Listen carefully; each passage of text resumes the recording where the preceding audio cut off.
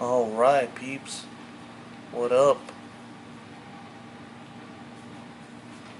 Welcome to my home. So, I'm gonna set up my mechanical mod here. I got a AV Manhattan. Um, it's a clone, but it still hits. And a Kennedy RDA. So, where I last left off on my last video was that um, the wall isn't gonna stop anything. Um, Freaking um, Good Morning America the other day, I was watching it, and this news came about that in Philadelphia at a shipping dock and a shipping container, they found 16 tons of cocaine. Like, a wall didn't stop that. It's crazy. But anyway, um, you know, like I said, if you just take the time out to meet different people and get to ask them about their background and stuff, you're gonna learn a lot of stuff, and also you should also you should also take the time out to get past your differences and learn to appreciate each other. That sounds very preachy, and I get it. But take it this way. Um, People, wouldn't you agree with me that that everybody deserves to be happy? Why not? You know. Um, uh, Chevy dude the other day, the Camaro dude who's always revving his engine. This guy, he's always saying some crazy racist stuff. And this guy, he takes after his dad. Uh, he's the type of dude that he's always talking about that American cars are the best, and we need to get rid of these immigrants. Republican this, Democrats and foo-foo liberals, la la la. Like, this guy's nuts, and he doesn't realize that he's being like crazy racist. But this guy, I like.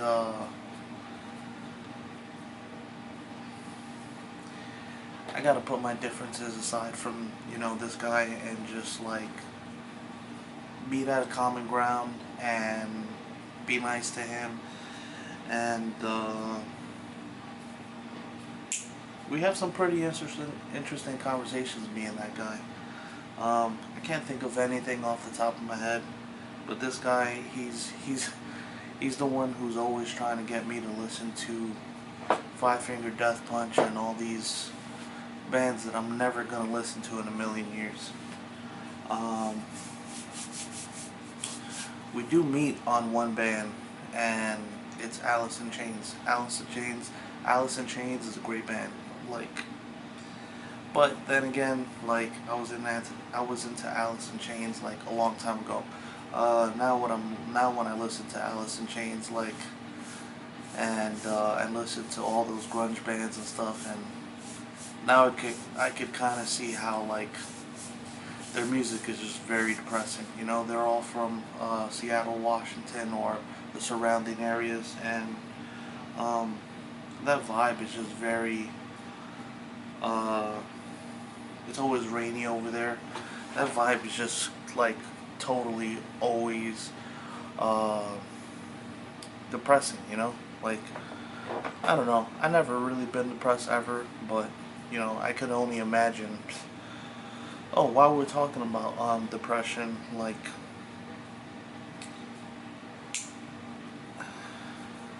I don't know anything about depression. Um, but nowadays, people, they are easily diagnosed for things, and one of the most notable things that comes to mind, um, that I always wonder about is seasonal depression. Is that really such a thing? Um, I don't know. Um, I just know that I just this is pretty funny. I just know that when it's rainy and cloudy outside, um, I find it really hard to get up out of bed. And it's not like, oh, I hate my life, this and that. It's just,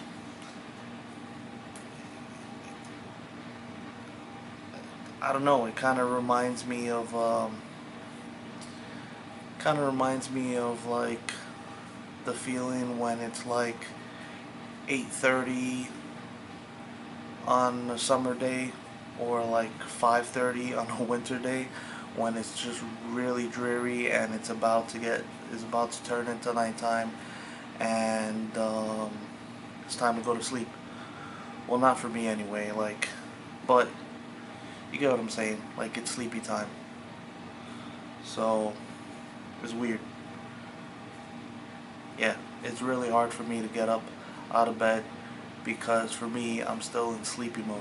And it has nothing to do with, oh, I'm so sad, I'm so lonely, I'm depressed, this and that. But who knows? Maybe that is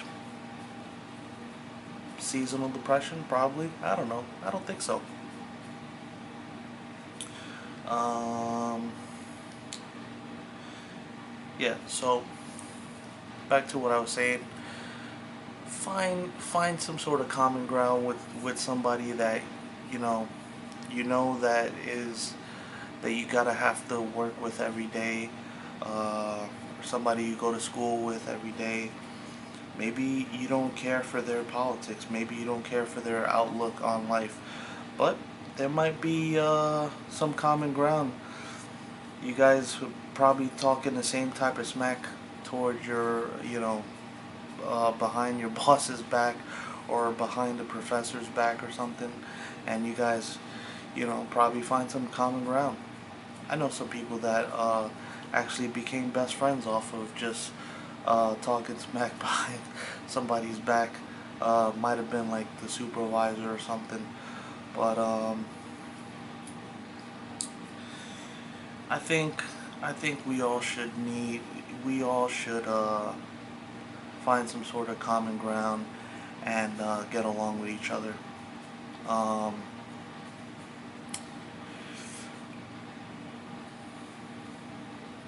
hmm. Do I have any more other? Do I have any other examples? So I was just watching the Marlin Way on Netflix, and it was an episode where he was his birthday's coming up, and he was feeling neglected and unwanted and stuff like this, and he, instead of throwing himself a birthday party, he threw himself a funeral because he had recently been to a funeral where he saw how the deceased's loved ones came and talked all this really good stuff about the deceased. And so he says, you know what?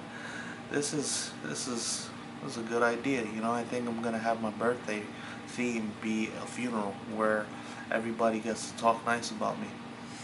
And Stevie is his friend, or his best friend, that pointed out it's really messed up that a lot of people don't get this type of love unless they're in a coffin, or at a funeral or whatever. Not many people get a chance to. Not many people take the opportunity when someone is alive to outwardly express how they feel about this person before they ultimately have to uh, say it at a funeral. It's really messed up, but it happens. Um, it actually happened to me, kind of. Not really so much, but uh, this guy, he was my friend, but we weren't close friends. We actually knew each other through mutual friends, and uh,